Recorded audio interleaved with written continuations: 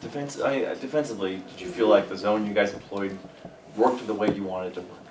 Yeah, I mean, I didn't want to press them right away. They got really some good looks if you saw in our press. I wanted to kind of wait to see how they were going to play us and what his game plan was going to be against us. And then, purposely I was waiting till the third quarter. I might have done it in the second, but we just needed to really contain them, especially the three go-to players as best we could. I thought we did a good job of getting Olivia, number 20, in foul trouble, so that really helped us out a lot because she was doing some work on us a little bit off in her rebounds and scoring for them. So then we threw the press on, and they were a little bit more tired, and I think that was a really good thing for us, putting the press on a little later. When you look at, everything other than just the general score, but holding them sub 40% shooting, out rebounding them, 18 turnovers forced. Just in those categories, is there any moral victories that can be taken out of this? I think so. I told them before the game, this is really not about UConn. It was really about us because we needed to bounce back from the last game we played. That wasn't night basketball, where we played our last game, and this was.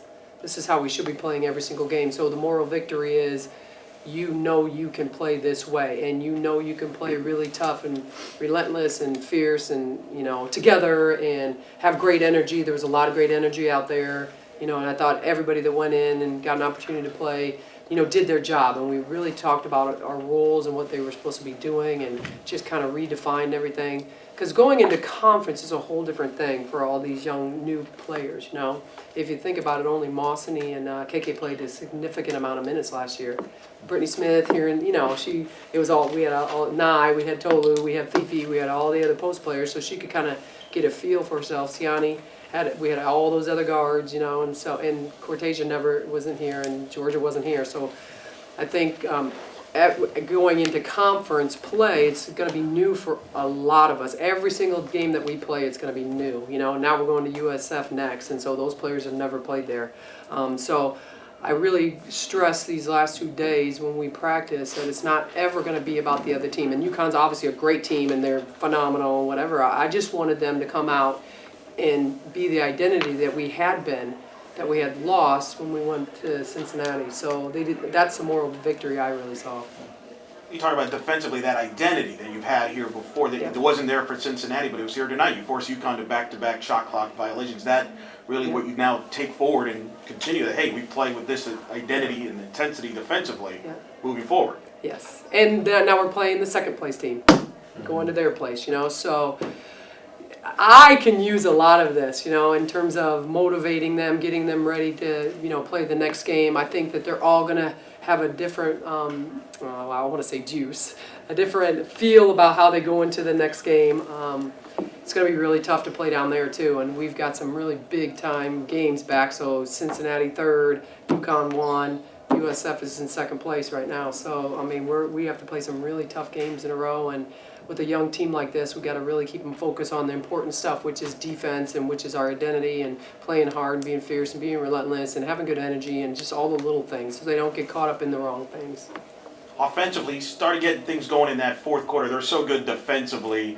Overall, how much of it was their defense, and what did you see there at the end of the game that maybe you liked offensively that could carry over? Well, they're a great defensive team, obviously, and that's why they're a winning team. And that's why we want to be a great defensive team, too, because that's what winning teams do. And no matter what level it is, the best teams are great defensive teams. But what I saw is that we got into our press, and then we made them a little bit uncomfortable. Not it's UConn, so you can't make them really uncomfortable. What I did was try to get KK free a little bit better, because now, they were face guarding her, everybody that was guarding her, and they were switching off and face guarding her. So I tried to get her free a little bit better. Moss did a good job of freeing her up and getting the ball, and so KK had the ball in her hands now, and got her some points, because she was getting, you could tell in the huddle she was getting frustrated, and she wanted to score, and she was missing a lot of shots. And so I try to do a lot of those plays up top for her to just create and be KK, and I think she really did a good job of that. Going back to the second quarter, though, KK picks up her second foul around 7:30 mark, and then endure this long stretch. Just sort of describe what happened there. Was it more their defense, or maybe just poor shot selection?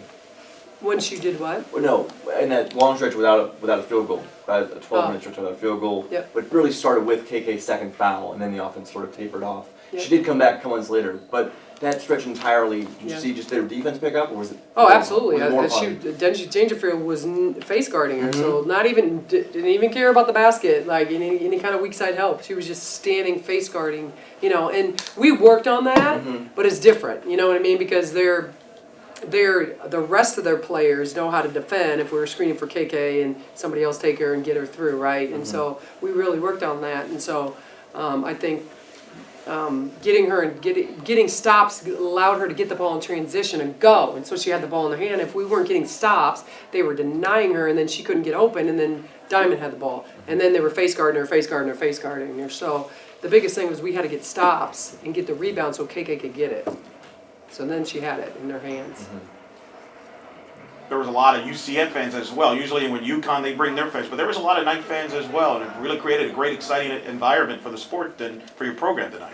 Yeah, that's why I got on the mic and say, we're both really good teams. If you want to come back and you live in Florida, we'd love to have you. Invite them as guests to come back. So, I think that's important that we really sell our product too within the state, and we had a lot of good teams and high school coaches and all kinds of people here. So that's really going to help us down the line with recruiting.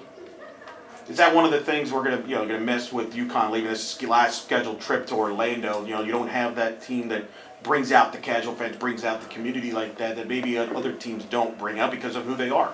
So maybe everybody bored at home will come back to watch us because they had a good experience this game, and so maybe they'll come back. Hopefully they will come back. We just gotta keep doing what we're doing and just keep winning and playing a great brand of basketball, and people will come.